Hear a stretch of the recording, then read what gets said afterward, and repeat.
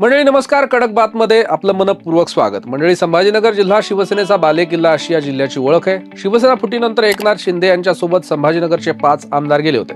त्यावेळी केवळ कन्नडचे आमदार उदयसिंह राजपूत हेच केवळ उद्धव ठाकरेंसोबत राहिले.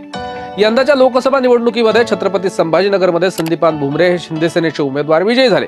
तेव्हा या जिल्ह्यावर शिवसेनेची एक हाती सत्ता निर्माण करण्यास एकनाथ शिंदेंना यश आलं. आता विधानसभा निवडणुकीमध्ये संभाजीनगरच्या शिवसेनेच्या बहुतेक जागांवर शिवसेना विरुद्ध शिवसेना असा सामना आपल्याला पाहायला मिळाला.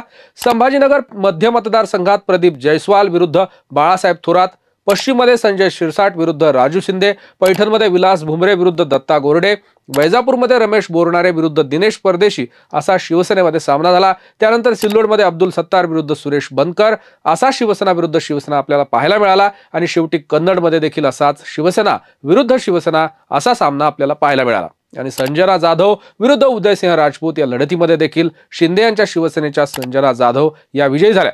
त्यामुळे शिवसेनेच्या मध्य पश्चिम संभाजीनगर या मतदारसंघामध्ये प्रदीप जयस्वाल तर पश्चिममध्ये संजय शिरसाट विजयी झाले. वैजापूरमध्ये प्राध्यापक बोरणारे, सिल्लोडमध्ये अब्दुल सत्तार हे शिंदे यांच्या सेनेचे उमेदवार विजयी झाले. त्यामुळे पुन्हा एकदा या 6 मतदारसंघावर वर्चस्व मिळवण्यात एकनाथ शिंदे यांच्या सेनेनं यश मिळवलं आहे. गंगापूर आणि संभाजीनगर पूर्व या मतदारसंघात देखील भाजपचे उमेदवार विजयी झाले. पूर्वमध्ये भाजपचे मंत्री अतुल सावे हे विजयी झाले. त्यांनी एमआयएमचे उमेदवार इम्तियाज जलील यांचा पराभव केला. तर गंगापूर या विधानसभा मतदारसंघात प्रशांत बम यांनी विजय मिळवला. त्यांनी राष्ट्रवादी शरदचंद्र पवार पक्षाचे सतीश चव्हाण यांचा पराभव केला. याचाच अर्थ संभाजीनगर जिल्ह्यावर महायुतीनं पूर्ण प्रकारे वर्चस्व मिळवण्यात यश मिळवलं आहे आणि जिल्ह्यातल्या 8ही जागा आपल्या पदरात पाडून घेतल्यात. ज्या पद्धतीनं संभाजीनगरला शिवसेनेचा बालेकिल्ला म्हटलं गेलं त्याच पद्धतीनं यश मिळवण्यात शिवसेनेनं यश मिळवलं आहे. मात्र उद्धव ठाकरेंचा करिश्मा आणि उद्धव ठाकरेंची शिवसेना आता पूर्णपणे या जिल्ह्यातून हद्दपार झाली आहे असं देखील म्हणावं लागेल. विरोधी पक्षनेते असणारे अंबादास दानवे, माजी खासदार चंद्रकांत खैरे यांच्यासह डझनभर शिवसेना ठाकरे गटाचे नेते आपला करिश्मा निर्माण करण्यात अपयशी ठरले. उद्धव ठाकरे, आदित्य ठाकरे आणि अनेक महत्त्वाचे नेते प्रचार सभांमध्ये आपल्याला पाहायला मिळाले. शिवसेना फुटीचा आणि उद्धव ठाकरे आणि मातोश्रीशी केलेल्या बंडखोरीचा बदला घेण्यासाठी उद्धव ठाकरे यांनी आपल्या प्रत्येक सभेमध्ये प्रचार केला. मात्र त्यांच्या या प्रचाराचा मतदारांमध्ये प्रभाव पडला नाही असंही म्हणावं लागेल.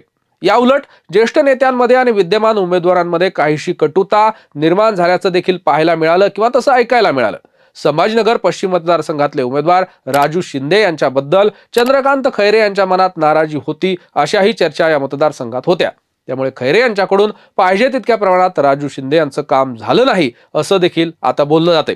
दरम्यान प्रत्येक निवडणूक आणि प्रचार सुरू होण्यापूर्वीच छत्रपती संभाजीनगरमध्ये या मतदारसंघात शिंदे सेनेचे उमेदवार प्रदीप जयस्वाल यांच्या विरोधात उमेदवारी अर्ज दाखल करणारे ठाकरेंच्या सेनेचे उमेदवार किशनचंद तनवानी यांनी ऐन वेळेला निवडणुकीतून माघार घेण्याचा निर्णय घेतला. तेव्हाच जयस्वाल यांचा मार्ग सोपा झाला होता असंही म्हणावं लागेल. पैठण या मतदारसंघात विद्यमान खासदार संदीपान भुमरे यांचे पुत्र विलास भुमरे यांना एक हाती जिंकून आणण्यात भुमरेंनी यश मिळवलं. सिल्लोड मतदारसंघामध्ये अब्दुल सत्तार यांच्यासाठी यंदाची लढाई काहीशी मात्र कठीण राहिली असंही म्हणावं लागेल. ठाकरेंच्या सेनेचे सुरेश बनकर यांनी सत्तार यांना कडवी झुंज दिल्याचंही दिसलं. अवघ्या 2,500 इतक्या मतांच्या फरकानं सत्तार यांना विजय मिळवता आला.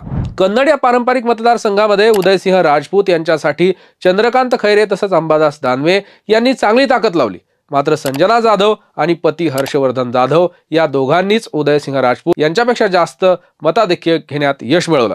त्यामुळे ठाकरेंच्या सेनेचे संभाजीनगर मधले सगळेच उमेदवार फेल गेले असंही आपल्याला आता म्हणावं लागेल. आणि एकूणच संभाजीनगर जिल्ह्यातून ठाकरेंची सेना हद्दपार झाली आणि महायुतीनं या जिल्ह्यावर वर्चस्व राखण्यात किंवा कब्जा करण्यात यश मिळवलं आहे असं देखील आता सिद्ध झालं आहे. तुर्तास वेळ झाली इथे थांबण्याची. पाहत रहा कडक बात.